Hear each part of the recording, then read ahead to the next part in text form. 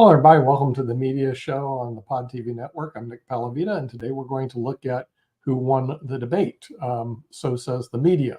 And so with that, we do have our own media expert that we're going to bring in who has over 100 years of media experience in radio and also on the Pod TV network. You've seen him a lot, and that's Mark Lee coming in from the Raleigh-Durham area. And then from LA, the former writer for Jimmy Kimmel Live, we bring in Rick Rosner, and it looks like this is the third hour in a row we're looking at this debate.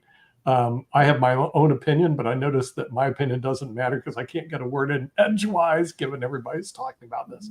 But my opinion is this is much ado about nothing. His gaffes that he said, in other words, he had some senior moments. Okay, so what?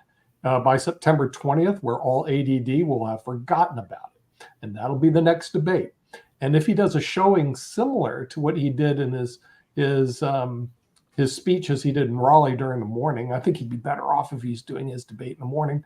Then he'll be okay as a candidate. So I think we're looking at much ado about nothing, really. It's just like when what's his name was convicted of all these crimes. Everybody's going, oh, he's going to withdraw. No, he was convicted of crimes, and frankly, nothing happened. And so with that, this is good for a while. But after a while, it will all blow over, and this too shall pass. But speaking of much ado about nothing, I saw that Rick got his hand up as well and everything.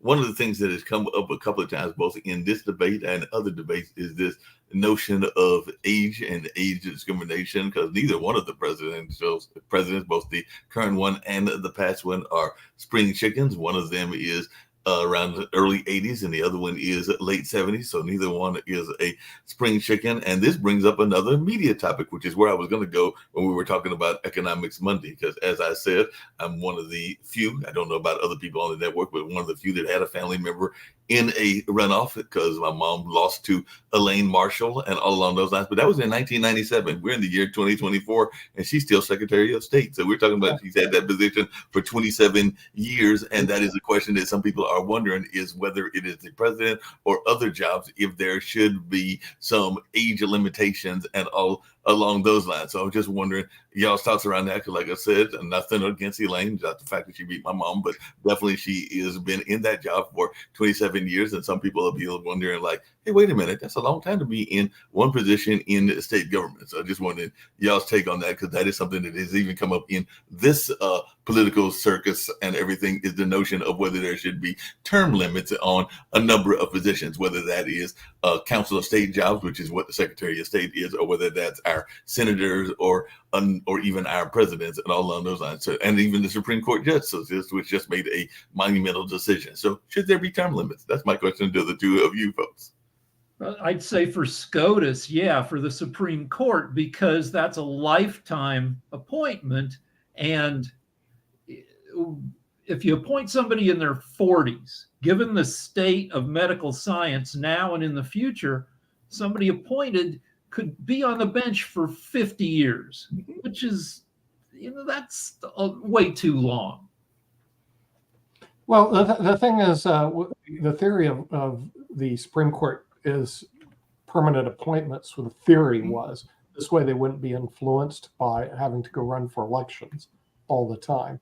And so that's the reason they were given lifetime appointments. The problem is what we're seeing is, of course, the Supreme Court is a very political body. And when somebody has, free reign forever, it makes it a very challenging situation. We also have problems with our big bureaucracy.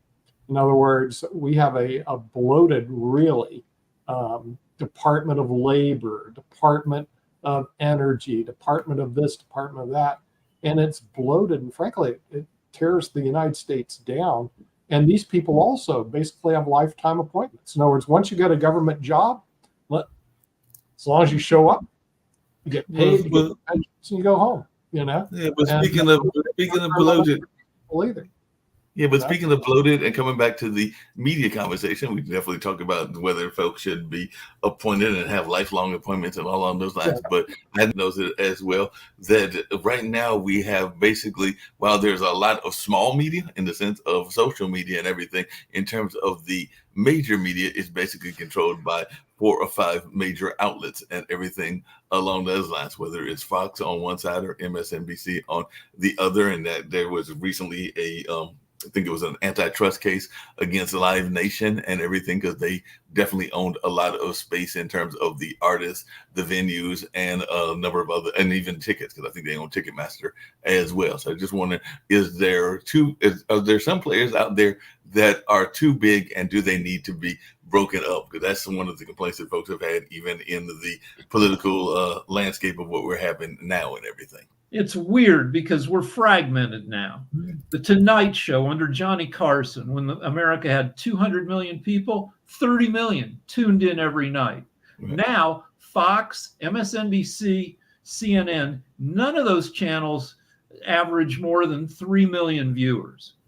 So it's 1% of the, so it's not that they're too big. I don't know how people get their news, if they get their news. The newspapers have pretty much evaporated. You know, is it just people like going on social media and seeing like a bunch of jagovs such as ourselves just like bloviating? I don't know. I think the latter comment is correct. In other words, it's being fragmented. When I go to the NAPTI meeting, they were saying that the major media is just in a slow, cancerous decline, and they can't stop the streaming media that just keeps growing and growing. And so what you're going to see is an increase of people getting their stuff through social media networks like our own, as opposed to the major media networks. But ultimately, people are going to gravitate to what they like.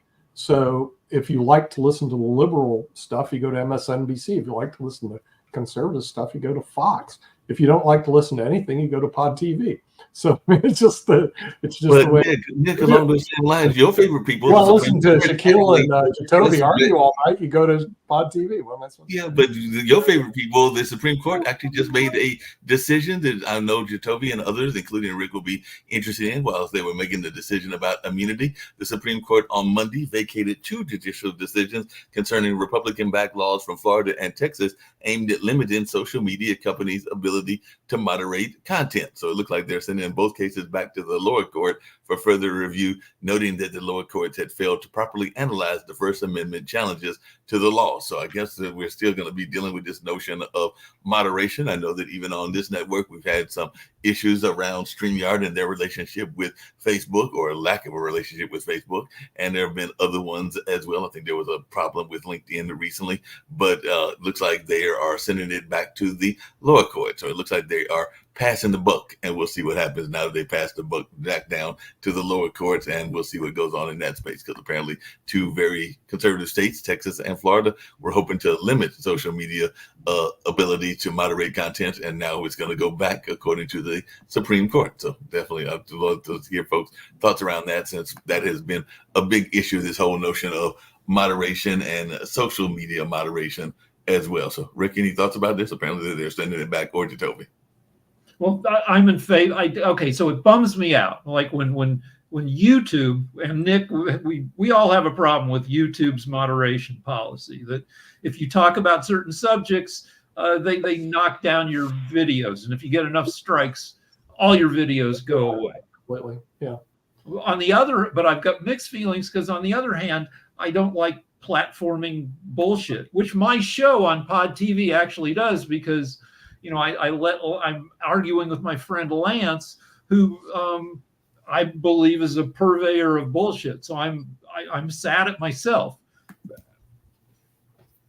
Yeah, well, the thing I see, there's no real solution to that, because the problem with what we've had on the network with YouTube and Facebook is because of comments that we don't even understand. They'll take off our whole network. In other words, they will. And I don't even know if a person reviews it. I think the bots review it. You say something about what they call it, the COVID, for example, and then all of a sudden you're shut off completely. Or you said something that they disagreed with, and what they do is they pull down your show, Rick, and that's not a problem. I don't mind your show going down. They pull down all of our shows. That's the problem. And we've had some serious problems with that with YouTube and Facebook. That one show, and you make a benign statement, or your co-panelist says, well, I don't think COVID vaccination should take place. And all of a sudden that gets picked up. COVID, vaccinations, not. And all of a sudden, bang, strike one. Then you do it 2 more times, or a couple of other shows talk about something like that. Then they take down the whole network. And that's because Facebook and YouTube have unbelievable market power. And when I'm saying that, I'm saying, let's take a look. Facebook, like 2 billion people are on it, and YouTube about the same, 1 to 2 billion people on it, where no other media has that reach. And ours is small, 2.3 million, big deal compared to billions. Now when we go to the major media, like you were working for Jimmy Kimmel, I don't even know what network he is because I don't stay ABC. up that late. Okay, I don't stay up. I never watched the show, to be honest with you, ever, because it's too late for me. That's the same reason I said, hey, look, it's too late for Joe to be on late at night. Well, most people at this point watch clips whenever they want. Yeah, well, clips, because what happens is they show them in like the Today Show or something like that. Then I'll see a clip of Jimmy Kimmel or something like that. But the problem with that whole media structure, ABC, CBS, NBC, it's a shrinking boat. It's basically a sinking boat, and they have a big dominance over it, the media, and they're so rating driven and so profit driven that you're not going to see any innovation. There will not be innovation by the major media. Now, we brought on some, I think, interesting shows that are doing quite well. One deals with timeshares and people getting screwed, which I had no idea how bad that was in the United States. People buying timeshares and getting. The other one is a medical show dealing with the different types of medicine and advancements. And again, you're just not going to see that on major media because it just doesn't bring enough. Well, the networks, especially the 3 old main networks, CBS, NBC, ABC, are watched by old people who need stability and clarity and poor people. And that means that if the shows on CBS are very conservative in terms of there's no ambiguity. They explain everything that's going on very clearly, and it makes for TV that's annoying compared to some of the great TV on streaming channels. Yeah. I mean, we all gravitate to our silos in a sense where we're trying get all the confirmation bias.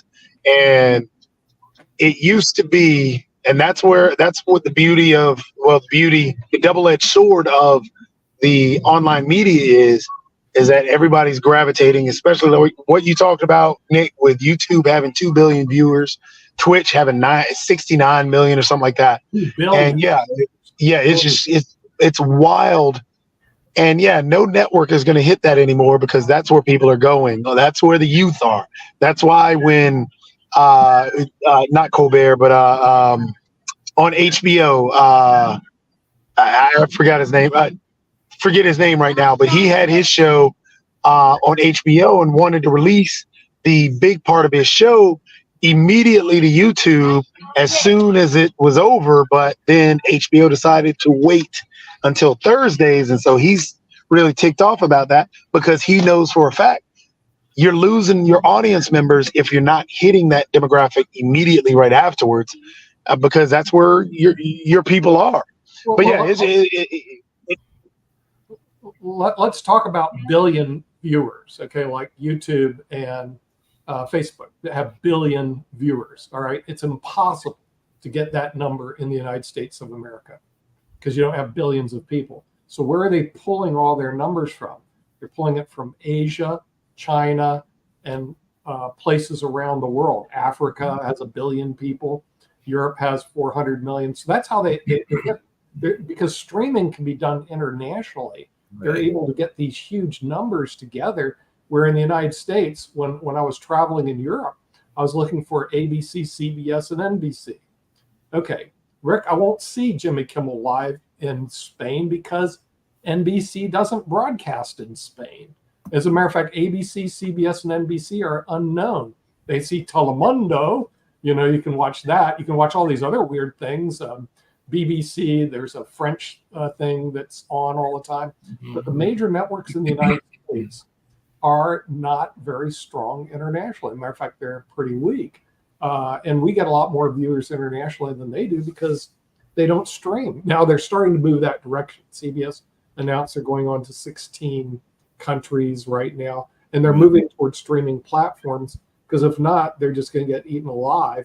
What gets me is, why did they take so long to realize that this is the trend? But what do you mean they took so long? Because most of the networks that I know, including our local channels, they do have a streaming platform of some sort or another. You just don't see it on the TV, but you also will see it online as well. I know that I will sometimes catch Channel 17 or Channel 11 or a number of our channels on their online platform, and I think they've been doing that ever since online became a very popular thing. And even to your point, there are a number of international shows that actually started off with their success internationally and then just came here. And all along those lines, I think that a couple of the contests that are very popular, including the one that asks a lot of questions, Who Wants to Be a Millionaire? I think that's overseas, and there were a number of other ones that started overseas and then came here after their success overseas. Then they were realizing that they needed a new kind of Format. And they brought them here to the United States and all along those lines. So it'll be interesting to see what goes on there. There was an idea, and I'd love to hear Jacoby and Rick's thoughts about this, because it came up 2 weeks ago, and I can't remember if we brought it up. But there was a former Surgeon General, ironically one that served under President Donald Trump, that had talked about putting new warning labels on social media platforms. So I'm trying to figure out exactly where the label would be. Do you put it on the computer, and how do you enforce the label? But that is something that has been out there for now 2 weeks and everything, because he has said that he's the current Surgeon General, and he also served under Donald Trump, that he is saying that that's something that he wants, is this idea of warning labels, because of the significant mental health problems that are being addressed by our young people, in particular our adolescents. So I just wonder how we can go about doing that. I think you're right. We should have a warning label that listening to Jacoby and Shaquille can be hazardous to your health. I think that should be on all of our Pod TV network, and listening to social media, and frankly, listening to all this stuff could be hazardous to your health. However, that's like saying, I'm walking in the sunshine's hazardous to your health. Why don't we put a label on that? I mean, I think this is basically the government going crazy again, putting labels on everything and over-regulating stuff that really doesn't make a difference. If you don't like what you're watching, you turn the bloody thing off. I mean, so I think it's just government over-regulation, just way, way out there. So I have a question for all of you. Mhm. Periodically, my wife freaks out that I'm not bringing money in. Mhm. And she goes, you're on, Pod TV every day. Do they pay you? And I'm like, no. And she goes, so why are you doing it? So my question to everybody here is, why are we doing this? That is an absolutely good question. The thing is, when it comes to the monetization of it, I would say, money, no problem. Bring me an advertiser. And it's really hard to get advertisers, Rick. I mean, when it comes to this, it's incredibly expensive, and the advertising you get is really low. Now, the other question is, why do you do it? Well, I call it usually I show up to Mark's thing in the morning. It's my 1 hour therapy session. So the thing is, I don't mind listen. And also I get to listen to the international news, which frankly, I like. I like how Mark does his international news. I get 1 hour therapy session. It's like, why do you go to a coffee shop and talk to your friends? Give me a reason. You don't get paid for that, do you? No, you don't. So the thing is, it's kind of the same thing, except we do broadcasts. But I thought, well, maybe someday, several years from now, and I'm being realistic, because we have to get on a cable network to get paid, and we move the whole network. That's the reason we're trying to start and stop on the hour and a half hour, because we need that to move to cable. Then there'll be a monetization play. But to do that, you've got to go to NAPD and meet with these executives that control the cable networks. You can't get a hold of them any other way, and strike a deal with them. So that would be the future monetization, if ever. But let's say it doesn't monetize. Not everything in your life is going to monetize.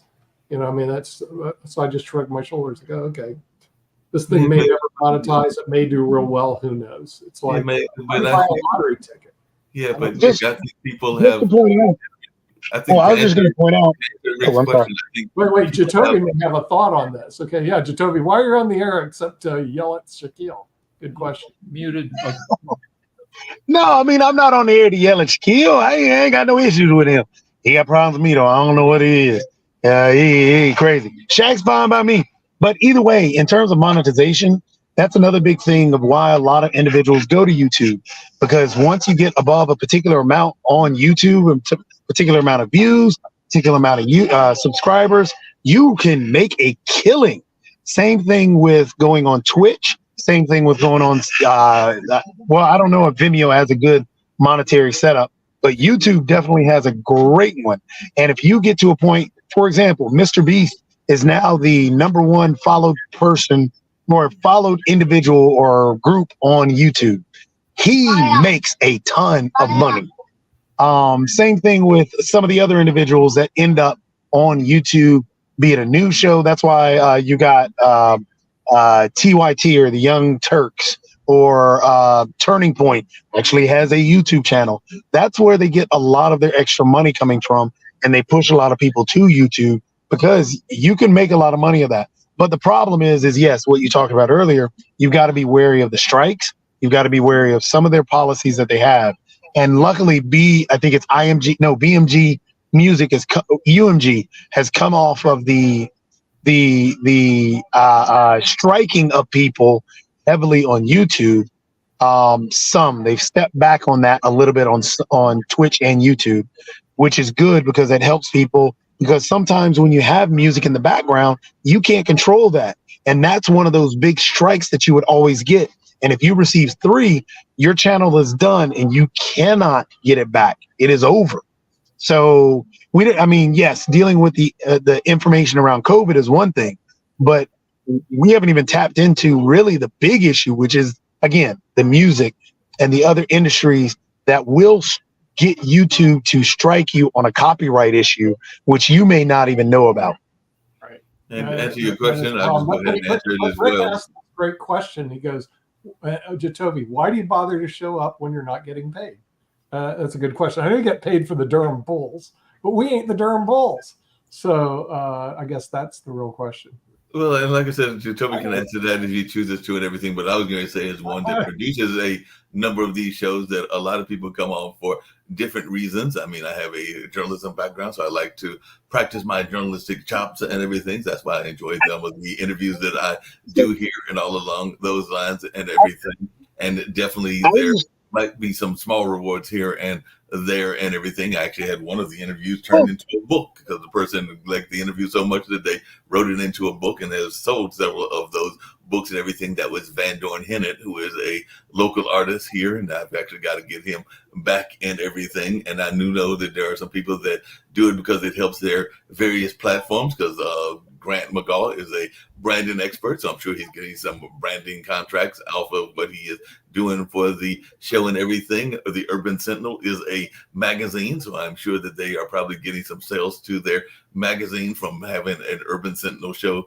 here as well. So there are sometimes people that are getting some kind of like maybe not direct pay, but some subsidiary pay. For example, we know that Barbara Smith has a co-host and she sells Can Do Spices, and we also advertise Can Do Spices, but I'm sure that she's probably getting some sales off of that as well. So there are people that are maybe getting some fringe benefits for being on the network in various forms or fashion. Now, what those fringe benefits are, why they choose to do it, they probably have varying reasons. So for me, personally, yes, it'd be great to get paid and all the other monetary stuff. But for me personally, I mean, of course, since I end up doing a lot of stuff for free anyway, but for me personally, I enjoy it because as much as I argue with Shaq, I listen to his points, and I listen to Dave's points. I listen to, and I disagree with him on a lot of stuff, but I also enjoy listening to his points, and I like getting out, things because I have points that I'd love to express as well. However, the main issue is that hearing from people like a Shaq, because I know I can understand his position and hear his position.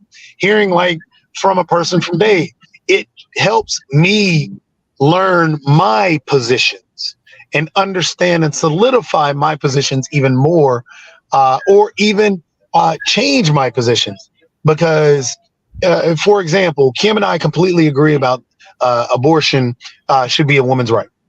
But listening to and hearing Shaq try and bring up his position, or even Nick, when you bring up the conservative position on that particular area, it helps me understand my position even more and make sure I am not just speaking out of my backside.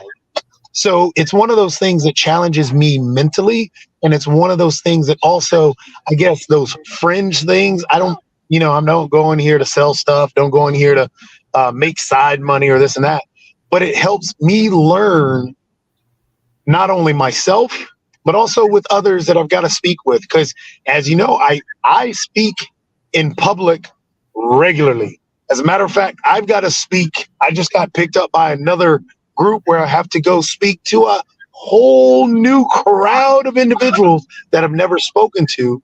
But knowing society and being able to understand positions of people and being able to empathize. And as I told Kim at the beginning of the year, it's all about honesty this year for me, and all about bringing context. Hence the reason why I challenge Shaq on a lot of things that he'll, like even with Joey today, when he would drop something in there, I've got to understand the context around particular situations, because that helps me discuss with individuals in public and speak nationally and internationally with individuals that I have to talk to.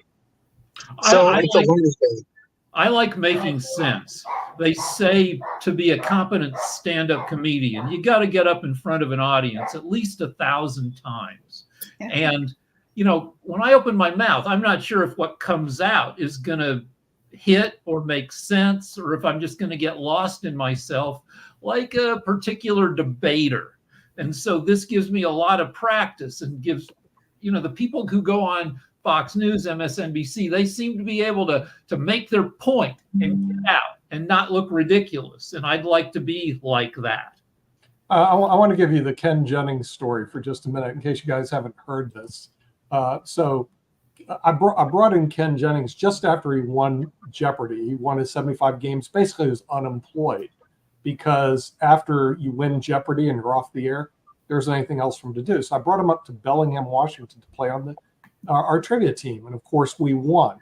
Then they wouldn't allow him to play anymore. And they asked him to be a MC, a host for the trivia contest. Now, this is a volunteer position. He went there as a volunteer. The next year, we got lucky. We won the next year without him. But he went there the next year. He went as a volunteer host for 7 more years up at the Whatcom Literacy Council trivia thing. And then he got a call from a guy down in LA, where you're at, Rick, to try out to be the host of Jeopardy. All right. Now, remember, he had no experience in terms of being a host except the Whatcom Literacy Council, which he did for 7 bloody years for free. And then they finally offered him a contract for $4 million to be the host of Jeopardy. So that's my Ken Jennings story. In other words, sometimes you got to pay your dues in the industry before you get paid. And he paid his dues, to my knowledge, for 7 bloody years, donating his time being a host. Now, whether that will lead on this side, I don't know the equation. But I do know this: if you didn't do it, where are you going to be? You're going to be nowhere. And that's the reality. Here you have a lottery ticket, and there's a possibility. If you don't do it, there is no lottery ticket. There is no possibility. Anyway, that's my thoughts for the day. Well, I want to add something. One, I hope everyone had a chance to watch our review of the debate. Adam Lamparello and David K. Johnson, I thought they did a fabulous job covering the debate. I unfortunately missed most of it because when it started, my cable and internet went down and it didn't come back until the debate was over. Sean even came over and tried to help me with my computer system because we knew we had the next show to do. But it was really good because, David and Adam both take, extreme different sides, but they respect each other. There wasn't a lot of hate. Something else I'm noticing are the youth today, and they're starting to ask questions like, why do we have to have these 2 old people? Why can't we get somebody younger, smarter, nicer? Why why is everybody fighting? And my niece, God love her, I'm so proud of her, and I reposted it. She asked this question, and I mean, that's very hard in our family because they are all 100% pro Trump to the point I can't hardly stand to be around them. I love them, but if they start talking about politics, I just have to leave because I literally can't take the Trump overwhelming barrier. But again, David couldn't have said it any better. We have a bunch of wing nuts now, extreme wing nuts. It's both sides. I don't know why Biden has to keep pushing to become president and why he doesn't realize it's time to just sit down. I know he's very smart. I don't discredit his brain, but I think it's time to sit down, and we will get. Yeah. Okay. Okay.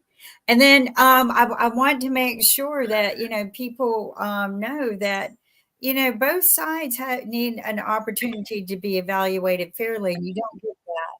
So anyway, I'm going to have to go. I've got another show going. Thanks everybody for everything you're doing, and we'll talk to you soon. So I'm up against two Jatovis, but if Trump is smart, which nobody is saying he's smart, he won't agree to the second debate, even though he already has, because odds are he'll do worse and Biden will do better.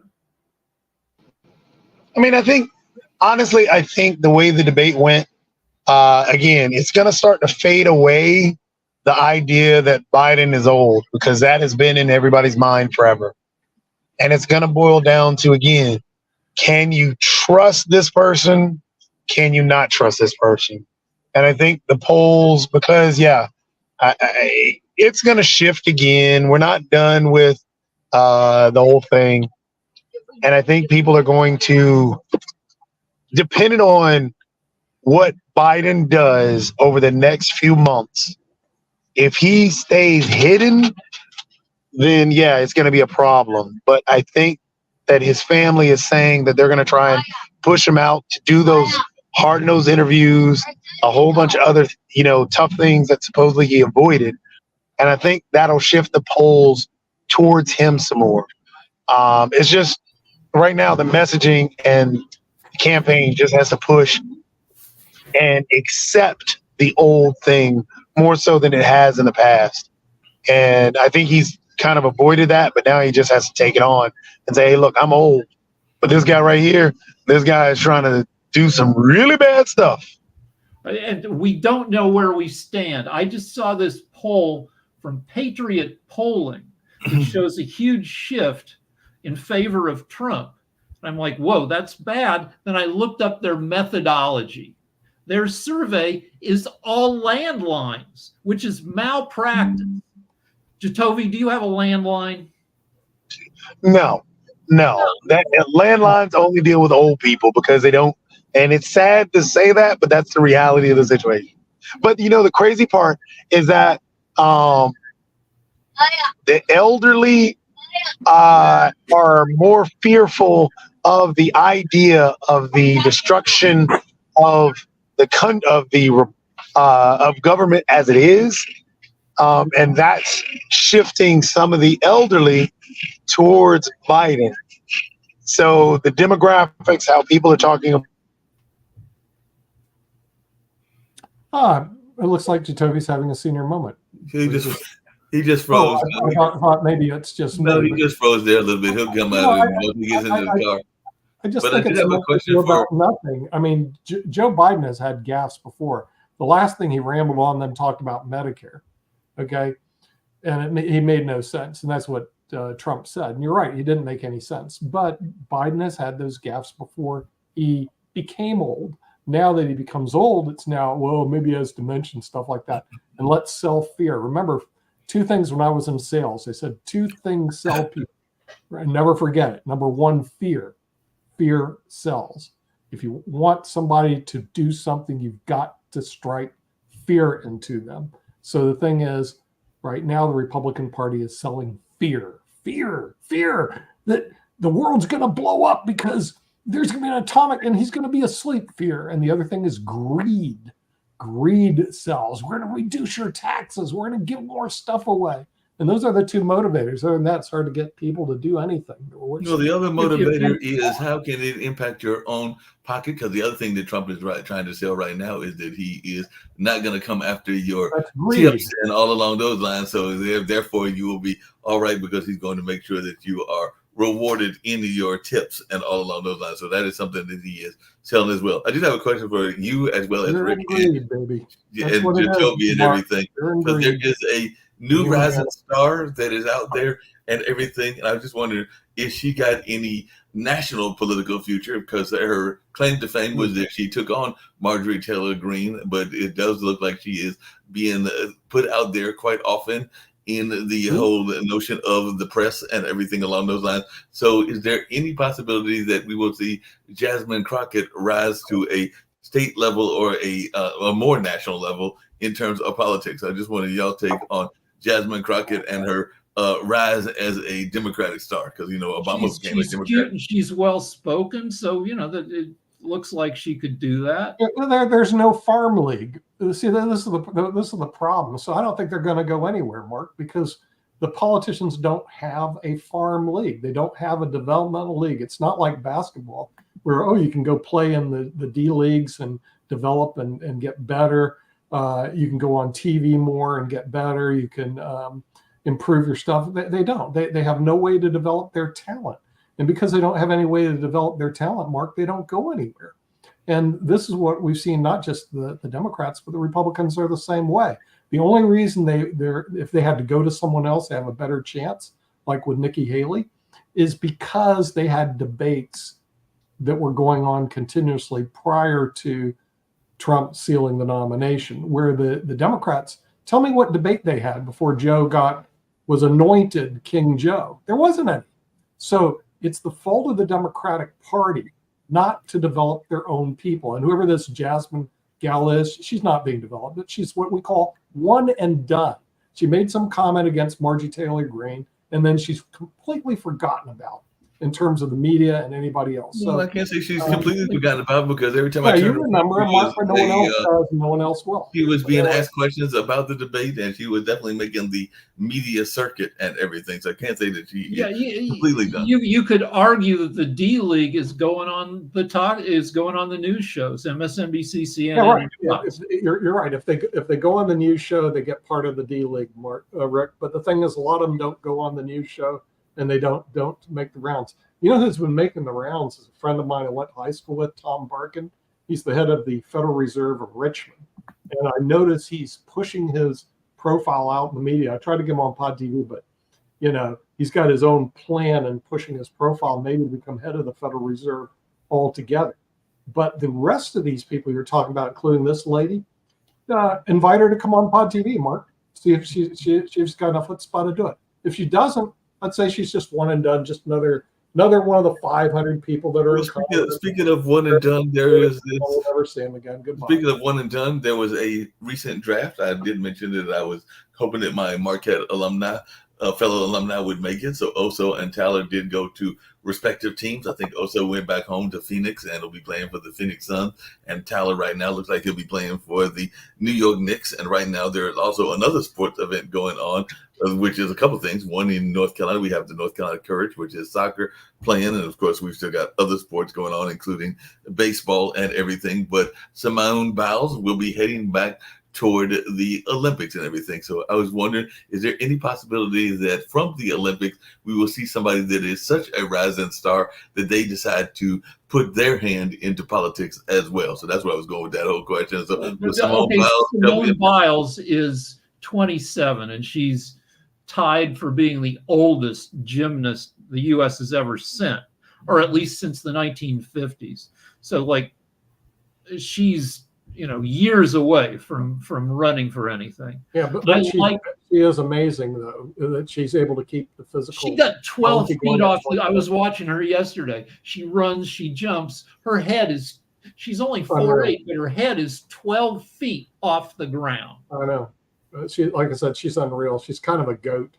You know, I mean, you just don't see people like her around very often. So I think if she makes it anywhere, Mark, it'll be she goes and does her Olympic thing, and there's no money in that either. I hate to say it, Olympics, you don't make any money at that. No, but she signs make it- endorsement deals. Exactly, you got to make it on the endorsement deal. So it's like this: where are the endorsement deals? But she could monetize through the endorsement deals. I could see Simon Biles doing good on that. But also, why would there be a correlation between being a celebrity and being in politics? There really isn't any, except one thing: it's being able to manipulate the media, and that's where Trump was good at, because he did Celebrity Apprentice and he did The Apprentice for years, got used to working the media, and same with Ronald Reagan. So that's the only thing. But in terms of really knowing what's going on in the world, doubtful. Go on. Well, there's another. Hold on. There's a good thing about being a celebrity going into politics, which is you've got name recognition Right. and you don't have a political history. One reason Obama was able to do as well as he did was he'd only been on the national stage. He didn't even finish his one term as senator. So he didn't have a record. One of the things that wrecked Hillary is she'd been in the public eye for 30 years, which left, the people who didn't like her like a bunch of hooks to get into her and attack her for stuff. If Taylor Swift goes into politics, what are they going to attack her for? I agree with you. But if you also look at the political issues that are out there, these are very difficult problems with very difficult solutions that require a lot of thought.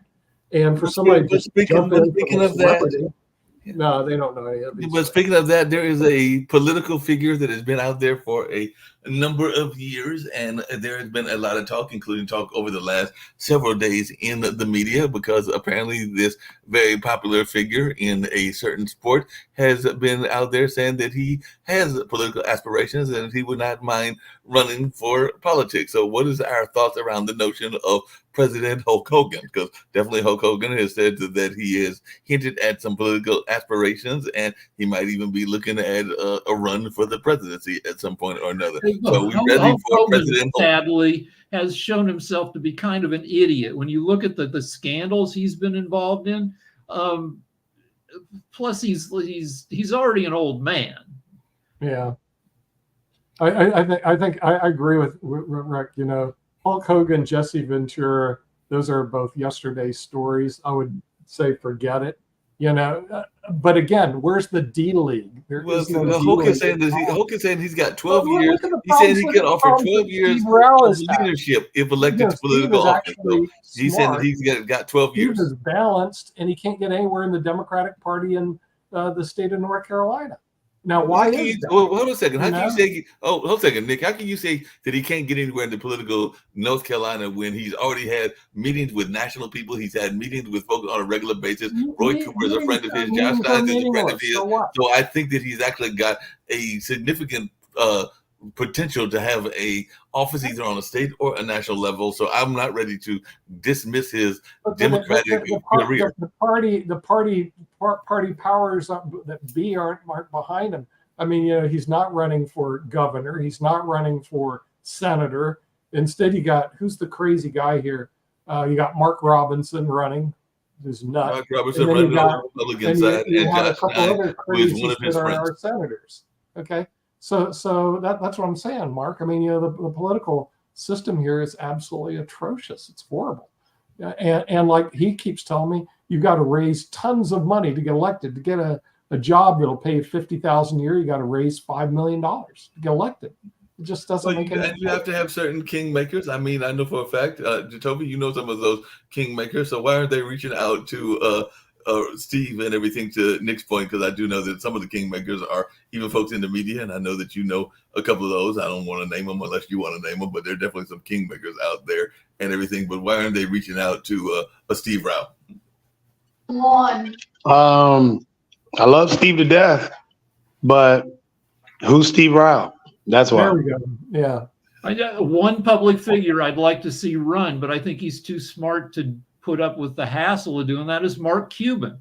I agree. Mark Cuban is everything Trump claims to be, like Right. a smart business guy. Right. I totally agree. Cuban is actually a very smart guy and a very smart business guy. But I think the only reason he doesn't run is he knows that him and his family are going to go through hell. Because no matter what side he goes on, I don't even know if he's a Democrat or Republican, it doesn't matter. The other side will hate him. They'll hate him. They'll hate his spouse. They'll hate his kids. And he probably looks at it and goes, I got a great life here. You know, got my Dallas Mavericks, so I sold them. So I got billions of dollars in the bank. I can do what I want. Why would I want to put myself through torture? But would he make a good elective official? Absolutely. No, And also, because he's got billions, absolutely. No, he's actually got billions, so he probably isn't so bribable. Trump claims to have billions, but we've seen that Trump is transactional. Well, the tough part is that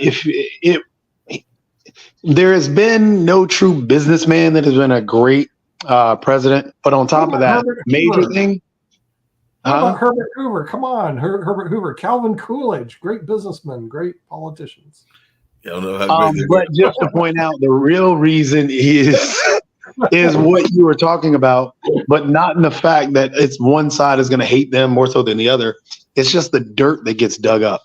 That's the big thing. That's right. Exactly. Hold on a second. Speaking of dirt that gets dug up and everything, I've got a question about politics that also ties into sports as well, because we just had, as I mentioned, the draft earlier, and the last person that was drafted was actually Bronny James and everything. So now a lot of people are looking at this whole notion of nepotism. We know that nepotism is a conversation that came up with the Bushes, and I'm sure there are people that are feeling that Trump's child is being groomed for politics, just like the Obama children might be groomed for politics as well. So what is our thoughts around nepotism and how it plays in our society? Because a lot of people are looking at Bronny and going like, oh, wait a minute, he went to the Lakers. That's where right now LeBron is, even though LeBron is up for free agency and everything. So what's our thoughts around nepotism in society? You're absolutely dreaming if you don't believe nepotism is big in the United States of America. When I was at law school at the University of Miami, so I get to do my plug for the great U, right? University of Miami. I was in school with a guy named Stuart Miller. All right, we were both classmates. He got an A, I got a B plus. Everybody got C's. And I felt really good about that. But Stuart was being groomed already for a different job. Even though he went to Miami Law and Harvard undergraduate, what was his job? His job was to take over the Lenner Corp. Now, a lot of people out west probably don't know about Lenner Homes, but back east, they have this home building group. You can see it's traded on the New York Stock Exchange called Lenner Homes. And so Stuart, what he did, he graduated from law school, so he did the right thing. And then he went to work for his dad's company. His dad was Stuart Miller, the founder of Lenner Corp. Okay, so his dad was Leonard Miller, founded Lenner Corp. So what happened is Stuart was already groomed to become the president. Now he's president CEO of the Lenner Corporation. He's a multi-billionaire, or a billionaire at least. So the thing is, when people, and then I went to school with a lot of kids that they were already groomed to get law jobs with their family's law firm. And then here's the unfortunate ones. They were getting student loans to go to law school thinking they're going to get a job. And they didn't. Instead, what they did is racked up a lot of student loans. And they racked up debt and everything. Well, just to point out, let's get real. Nepotism, it's alive and well. It's how the United States works. Exactly. Just to point out, it's about being honest. I mean, nepotism is just as American as apple pie. Think about it. When one person goes to one elementary school, if their sister or brother needs to go to that elementary school, you know who gets preferential treatment? Yeah. The sister or brother of somebody who's already there. That's nepotism. So, and what the situation with Bronny, that the issue is that they're trying to deny it was nepotism. And that's the problem, because Bronny did not earn that spot. It was because of his father. Averaging 4 points a game, but the thing is, he also had a heart condition. And they're trying. Yeah. So it's a matter not that it's nepotism. It's just admit to this, that it's nepotism, because it's normal. Every father would have done that. And it's just a matter of, they're trying to argue, well, he earned it. No, he really didn't. He has the spot now. He has a chance to earn it. But no, he didn't earn that position. They picked him because his dad was there. He's But he also has a 19 years marketing old. He's tool. probably He's not also ready for marketable. the NBA yet. He'll have to get ready for the NBA while being in the NBA. Yeah, but it doesn't And matter. to your point, Nick, I do know that there are people, including one that I knew years ago, and I want to say it was Dara Widmark, but her parents were very much involved in real estate here in this area and everything. The last time I heard from Dara, she had actually been shipped, and this was before the pandemic and everything, over to Europe because they felt that was a better place for her to be, because I think she was getting involved with some folks that they might not have approved here in the United States and everything. So they shipped her over there overseas. And as far as I know, she's still overseas, but definitely she was being groomed for a job within the kind of power elite as well and everything. I may have the last name mixed up, but I know she was definitely here and was definitely shipped, I want to say, to either France or one of the European countries and everything. Hey, Jacoby, just really quickly, one of the things I was asking about to Rick and Nick, and was when you bounced off with, what is your thoughts about this notion of a President Hulk Hogan? So he is definitely talking about running for office and all along those lines, but you're in the world of entertainment, in the world of sports. But what is our thoughts on the notion of a President Hulk Hogan? No. So Yeah, me and we're in showbiz. There's a ton of nepotism, but it's nepotism we like. We like that Kate Hudson reminds us of Goldie Hawn, and also if you grow up in showbiz, you're better able to negotiate showbiz than somebody who's coming from Arkansas. Well, speaking of nepotism, I got to get to another media topic that's been in the news 2 times on 2 different extremes. But what is our thoughts around people that are dealing with folks that might have a age range difference? Because there's been a lot of conversation around Bill Belichick, the coach of the New England Patriots, and his 27-year-old girlfriend. And now there's talk about Cal, and I'm getting his name mixed up and everything, but it's the gentleman from Duke. Older. There's a big difference. Yeah, and I want to hear about that difference. His older girlfriend that apparently was grooming him into the Mormon tradition and everything, and his parents are complaining as well, or some of his people are complaining. So Bill Belichick went after a cheerleader that was working for the Patriots. Okay, I get it. Okay, it's old man, young lady thing. Kyle Filipowski, his girlfriend was trying to date him when he was a minor. Big difference. All right, I want to go back to the debate quickly for so when people say that Biden is sundowning, I've had relatives who've had Parkinson's and dementia and did some sundowning. What's happening with Biden, whatever it is nowhere like Parkinson's or dementia or sundowning. That's some ignorant stuff. Thing one. Thing two is, I said it in the previous hour, we don't know if what Trump's mental acuity is, because he says a bunch of nonsense, but he's always said a bunch of nonsense. My mother-in-law said a bunch of nonsense. I knew her for 37 years, always known for nonsense. So when she started losing it, we couldn't tell if it was the early dementia or whether it was just my mother-in-law being my mother-in-law. Well, For me, with that same thing is that, I mean, what's Trump's IQ? I mean, usually people are high IQ societies can estimate without doing an exam. I'd say as a younger guy, it was in the upper 120s, maybe even 130 if you can really use IQ. He paid a kid to take the SATs for him. Like, Trump's problem was that he was freaking lazy and remains lazy. I think over time and being a little unhealthy, it's probably dropped down to about 120. But there's a difference between 120 and working hard and 120 and being lazy and uncurious. He was known in the White House for not reading anything longer than 1 page. Right.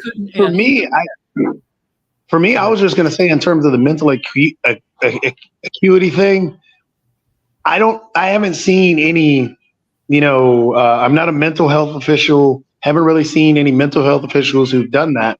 So I try and talk, I don't try and listen to the mental acuity thing, because I can't diagnose Trump and I can't diagnose Biden. All I can see is that one is old and one brags about taking a cognitive test and can't even remember the doctor's name. So it's just, I can't. The only complaint I have on there is just the old guy, and the other, like I said, like you're saying, Rick, he says a bunch of crazy stuff. Trump says some nutty stuff. Oh, he even says nutty stuff about the chess world, which I'm surprised that Nick hasn't jumped on, because apparently there was a time that he said that we had no grandmaster chess champions in the United States, and that was part of the issue and everything, when there's a known fact that there's at least 100. But no, he made that statement. He said that we have no grandmaster champions in the United States. Well, Trump isn't penalized for saying nonsense. His base doesn't care. Trump said that. And Trump said reporters. the number 2 player in the world, Haruko Nakaruma, lives in the United States. Number 3 player, Fabio Carona, lives in the United States. As a matter of fact, not only do we have chess grandmasters in the U.S., then Wesley So is in the top 10, and then Larry Dominguez is like number 12. So not only do we have the top 4 in the world live in the United States. What is he, an idiot? Who said that? Who's the stupid guy who said that? Donald Trump said that. Donald Trump said that several years He's back. wrong. I mean, he's factually wrong. Does he have dementia also? He So, made that mention also. Hold on, Trump does not get penalized with his base or even in the press anymore, because he's been saying bullshit for so long that the press is like, yeah, it's just Trump being Trump. If the press is going to constantly cover Biden's oldness, they should at least give equal coverage to Trump's nonsensicalness. I agree, and I know I we're wrapping do have up. a theory, though. I know we're wrapping up. I don't know if you heard the post that I put out No, there. I put it out there in Facebook and everything. But Nick, I've said this, and I'm going to say it publicly on Pod TV. I think that we need to find a golf place, and you have lived near golf places, and I know Jacoby knows some as well. We can take them down to Pinehurst. So we need to find a way that they can have that match that they want. And Pod TV, speaking of being a sponsor, Holy crap! That was the dumbest part of them arguing about golf. Was the low point of the debate. Yep. But the funny part about it is that summed up the debate. 2 grumpy old men arguing about golf. That's what the debate was. Well, that goes on every day in the United States. I don't know what the problem is. You know, I do have a theory, though. Well, I my think- theory is that Let's one guy, hear his I think theory. his name is Jay Johnson. Trump Jacoby, what's your theory, really quickly? Biden probably doesn't cheat. He probably was a legitimate 6 to 9 handicap. Yeah. He doesn't cheat. Trump My was theory- probably a 6 to 9 handicap after a mulligan, after he kicked the ball in. I mean, it's just did all the things. And ordering somebody to walk over and put it in the hole. Walked over and put it in the hole. Toby, what's your theory? What's your So- theory? If you notice, the outrage and outcry of Biden's age after the debate was just unreal. It was so loud. My theory is that the world really put their faith in Biden, and that everybody, and the reason why everybody's panicked is because nobody wants Trump besides his base. So and that's why I don't think, I mean, if Biden were to get out and really show some, this energy and do these hard questions and actually turn put more viewpoint out on, hey, this is actually who I really was. I was sick at that time, and actually do those tough debates, I think he really could still win the election. So my theory is that more people actually want Biden than people want Trump. Bye-bye. We'll see you next week.